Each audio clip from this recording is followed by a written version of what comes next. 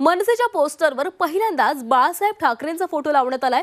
शिवसेनेमधून राज ठाकरे बाहेर पडल्यानंतर बाळासाहेब ठाकरेंनी माझा फोटो वापरायचा नाही असं सांगितल्यानंतर आतापर्यंत मनसेने बाळासाहेबांचा फोटो वापरलेला नव्हता, परंतु आता मनसेच्या गुढीपाडवा मेळाव्याच्या निमित्तानं शिवाजी पार्कात लागलेल्या पोस्टरवर बाळासाहेब ठाकरे आणि प्रबोधनकारांचे फोटो लावण्यात आलेत।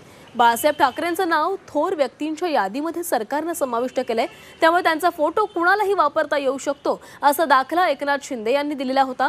त्यामुळे आता 3 पक्ष बाळासाहेबांचे फोटो वापरू लागले। सर्वांना बाळासाहेबांच्या नेतृत्वाखेरीज दुसरा पर्याय नाही हेच त्यातून दिसते।